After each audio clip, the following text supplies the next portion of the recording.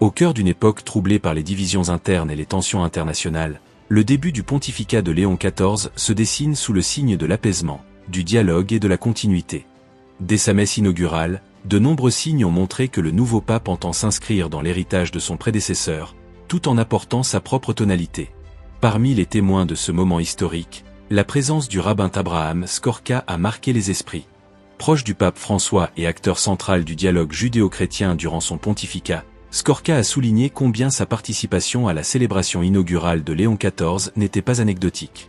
Invité par Mgr Flavio Pace, secrétaire du dicaster pour la promotion de l'unité des chrétiens, il y a vu une reconnaissance de la valeur durable du travail accompli avec François.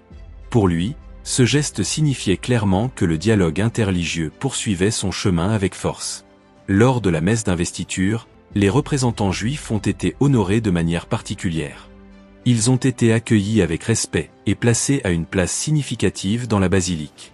Un geste symbolique fort est venu du président israélien Isaac Herzog, qui a salué personnellement la délégation juive. Pour Skorka, ce fut un signe profond d'humilité et de fraternité. Le lendemain, dans la salle clémentine du palais apostolique, les représentants de diverses confessions religieuses se sont rassemblés autour du nouveau pape. Léon XIV leur a adressé des paroles claires. Il faut continuer à dialoguer, à bâtir des ponts et non des murs. Ce message a été bien reçu, notamment par Skorka, qui a perçu dans ce discours un appel explicite à restaurer des relations parfois mises à rude épreuve ces dernières années. Le rabbin a profité de ce moment pour offrir au Saint-Père un exemplaire du livre qu'il avait coécrit avec Jorge Bergoglio, à l'époque où ce dernier était encore archevêque de Buenos Aires. En reconnaissant le livre, Léon XIV a lancé avec chaleur le mot « argentin », un clin d'œil fraternel rappelant leurs racines communes et le passé partagé avec François. Si le lien entre Léon XIV et François est évident, Skorka note néanmoins que chacun possède sa propre manière d'agir. Là où François était un homme de rupture, de gestes forts, voire révolutionnaire, Léon XIV semble vouloir inscrire son action dans la continuité, mais avec une forme de mesure et de pondération. Son style plus sobre, visible dès ses premiers choix vestimentaires ou sa résidence, indique une personnalité différente, mais non moins engagée. Selon Skorka, le pape actuel cherche à « calmer les eaux », après un pontificat marqué par certaines tensions et oppositions. François, bien qu'homme de dialogue, s'était parfois heurté à une forte résistance interne. Son approche passionnée, directe, a permis de franchir des étapes décisives, mais a aussi suscité des dissensions. Léon XIV apparaît ainsi comme celui qui pourrait rétablir un équilibre, renouer le dialogue avec les voix discordantes au sein même de l'Église. La mission de ce nouveau pontificat ne se limite pas au dialogue interreligieux. Skorka souligne un autre chantier urgent, reconstruire l'unité au sein de l'Église catholique elle-même. Car si le pontificat de François a été riche en avancées, il a également provoqué des clivages, parfois profonds. Le pape Léon XIV devra trouver le ton juste, la manière de réconcilier les courants opposés, sans renoncer à l'élan réformateur. Skorka ne cache pas son inquiétude, dans le climat mondial actuel, marqué par les conflits armés, les passions exacerbées et les fractures religieuses et sociales, il devient urgent de promouvoir un dialogue plus calme, plus posé, capable d'apporter un peu de raison et d'équilibre. Le pape François, selon lui, avait fait du dialogue un art total, mais souvent traversé d'une intensité émotionnelle qui ne favorisait pas toujours la sérénité. Léon XIV, quant à lui, semble vouloir restaurer une forme de diplomatie du dialogue, un échange respectueux, ouvert, mais plus tempéré.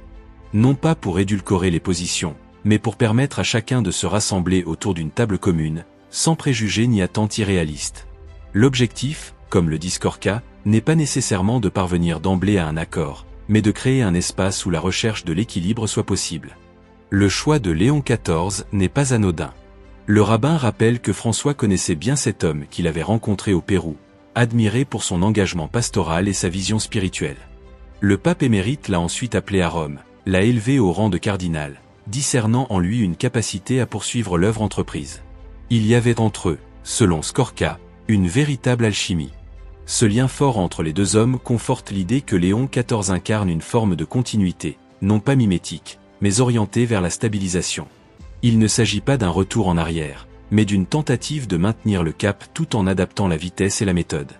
Le contexte mondial dans lequel s'inscrit ce nouveau pontificat est particulièrement tendu. Les guerres, les crises sociales et écologiques, les divisions religieuses appellent à une parole forte, mais mesurée. Léon XIV, en choisissant d'engager ses premiers pas dans une attitude de dialogue universel, montre sa volonté d'être un artisan de paix, à l'intérieur comme à l'extérieur de l'Église. Pour les représentants du judaïsme présents à Rome, l'attitude du pape a été accueillie avec espoir. La perspective d'un dialogue renouvelé entre le Vatican et l'État d'Israël, entre chrétiens et juifs, semble s'ouvrir de nouveau. La reconnaissance mutuelle, les gestes de respect et l'écoute réciproque pourraient redevenir des piliers du pontificat, dans la lignée de Nostra Aetate et du chemin parcouru depuis le Concile Vatican II. En conclusion, le rabbin Skorka, témoin et acteur de ce moment fondateur, résume la vision qu'il entrevoit, une Église qui revient à l'écoute, qui renoue avec une forme de modération et de sagesse dans ses échanges. Il évoque la nécessité de retrouver une « vallée d'équilibre », un espace de dialogue où personne ne viendrait imposer sa vérité, mais où chacun chercherait à comprendre l'autre, à construire un avenir commun. Léon XIV, dans ce sens, apparaît comme un pape de la reconstruction. Reconstruire les liens brisés, apaiser les tensions, restaurer la confiance, tels sont les défis qui l'attendent. Mais les premiers signes de son pontificat laissent entrevoir une volonté réelle de les relever, avec humilité, intelligence et fermeté. L'histoire dira s'il aura su, comme son prédécesseur, marqué de son empreinte spirituelle ce temps si troublé.